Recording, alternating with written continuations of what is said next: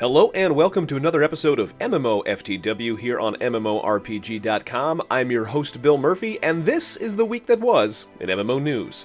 This was a very, very big week for news, in fact, which I'm glad about because, we finally have some cool things to talk about. Even though I said the show would be back every week, last week was PAX, I was there, it was kind of hard to get a show out, but we're back this week and we have a lot of stuff to go over, so let's get started. All right, first is probably the most minor thing on the news docket of the six major things I picked this week, and that is that Breach, the brand new action RPG MMO from QC Games, is going to have its first technical alpha, which probably won't have an NDA, starting next week with initial waves of a few hundred people, and then they're going to, based on feedback from that, move right along into a unnamed sort of beta phase. This is a free-to-play MMO, by the way, and then, into open beta and launch and all that stuff. The game was very, very polished at PAX and at Gamescom when we played it. We're looking forward to it quite a bit. It's like a dungeon-running MMO.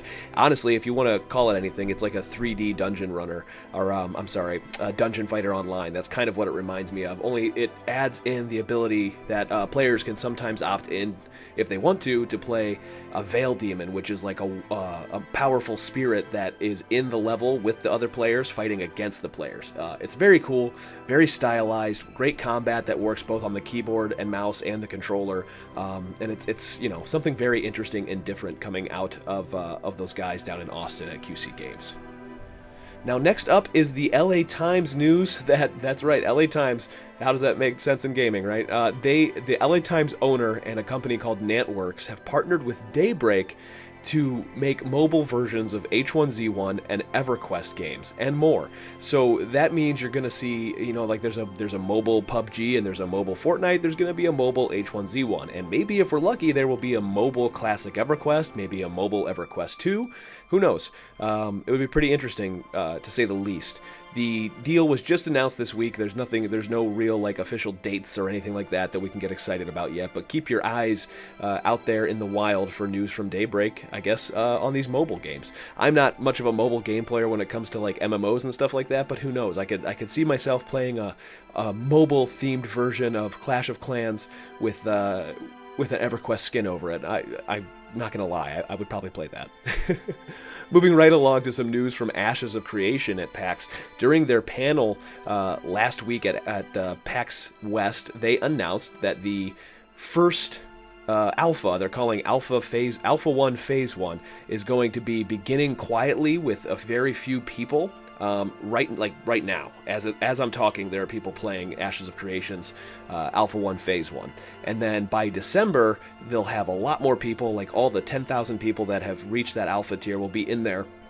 And they're going to be testing three modes. There's going to be a Siege Warfare mode, there's going to be a Town Siege Horde mode where players can play as the monsters and some players can play as the townspeople. And of course, there's going to be a free-for-all PvP mode, which sounds basically like a battle royale, essentially, and and that's kind of to test how many people can kind of play on this map, and how well it runs and everything like that. So there will also be the Castle Siege mode will be 100 versus 100, so that'll be 200 people running in these sort of early tests, and then by early next year, I think quarter 1 or quarter 2. They're going to be starting to run the level 1 to 20 actual MMORPG experience. That'll be Alpha 1 Phase 2, and that'll be with the node system and everything else like that. And there won't be an NDA on these, so you'll see people streaming it, you'll see people talking about it, and then that once that whole 1 to 20 experience is going, I think it'll be safe to say that we'll see what the MMO version of Ashes of Creation is really going to look like. So these guys are moving really, really fast. That's, if there's anything I can say about them, it's that they're not fooling around and they're not going to be taking their sweet time to get this one out the door. At least that's what it seems so far. So we'll see how it does later this year.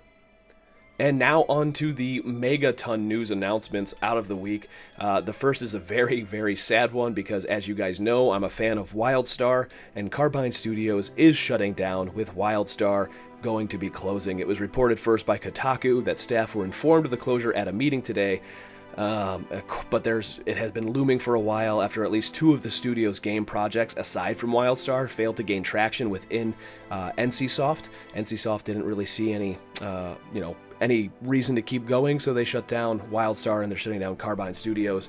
Some of the employees are going to be absorbed into NCSoft because they are still making MMOs over there at the NCSoft parent company, NCSoft West. But a lot of the people are without jobs now, and that's obviously a huge bummer. So if you know anybody looking for devs, definitely reach out to the WildStar guys and see if you can't find them a thing. WildStar was one of those games that took a really long time to get out, and I think got a very bad rap. But for no apparent reason. I don't understand really why it didn't gain traction. I still can't figure it out myself because it's, as a personal note, it was exactly my kind of game, and I played it for several months, and I kept going back to it constantly. It's one of a few MMOs that I had level capped characters in. It really takes a lot to play those like 100 hours to the level cap, and yet WildStar had me, and I'm sure it had a lot of you guys. But they're, for obvious reasons, it didn't have a lot of players even after it launched on Steam and went free to play, and that's the breaks. I guess that's the way the cookie crumbles, and some games have to close down when that happens. I am sure that sooner or later we will see WildStar private servers pop up. They always do. The question will be whether or not NCSoft does a cease and desist and goes after them. We will see. Next on up is the THQ Nordic news that they bought the rights from 38 studios for Kingdoms of Amalur, and that's all the Kingdoms of Amalur property, including the unreleased MMORPG Copernicus. They have all the assets, they have everything. After it failed to go at auction in Rhode Island, Kingdoms of Amalur has been picked up by THQ Nordic, and they made specific description in their press release when they said they bought this up, including the MMORPG project Copernicus. Does that mean that they are going to pick up the project and make it themselves and find a studio to do it? Who knows? But everybody here at MMORPG.com remembers seeing the bits and pieces of that game and how beautiful and gorgeous it looked, and the ideas of a sort of classic, MMORPG are kind of coming back these days with games like Pantheon. So who knows? Maybe Kingdoms of Amalur Reckoning will get re-released on new platforms, and maybe Copernicus will find a way to come to market. Whether or not it is like it originally was, we'll just have to wait and see. And last but not least, this is sort of the one that came out of nowhere for a lot of people. Pearl Abyss, the studio behind Black Desert Online out of Korea, has bought CCP and all of its properties, including EVE Online. So now Pearl Abyss is absorbed CCP, but the company itself is going to be an independent operator. So Hilmar and all the people that are at CCP still will be operating still within CCP, still making EVE. They are just now owned by Pearl Abyss. There's a whole bunch of reasons they went into. They apparently, they needed the resources. They have the experience over in Korea about how to get into different markets, and that's what CCP wants. CCP is working on mobile games, and they want to be able to do that well, and Pearl Abyss knows how to do that, so they've now joined forces to make their dreams come true, I guess. Pearl Abyss recently launched a remaster of their flagship Black Desert on the PC, and there's an Xbox One version releasing beta this fall, and CCP Games recently released their latest expansion in the past spring, ironically called Into the Abyss, bringing with it new ships, weapons, updates, and a planetary interaction UI.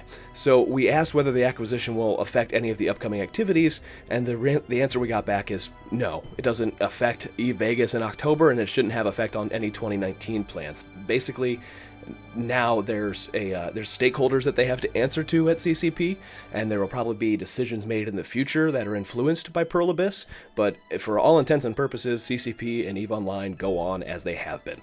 So yeah, put that one in your brain sockets and try to think about it for a while, and anytime something changes in EVE Online, you can expect that there's probably going to be a little bit of Pearl Abyss in there. So that's it for this week's news, guys. I've rambled on long enough. We're almost at the 10-minute mark. I hope you enjoy it. Don't forget to follow us on Twitter, Twitch, YouTube, Facebook, all that good stuff at MMORPG.com without the dot. As always, I'm Bill Murphy. Don't let a bad pug get you down.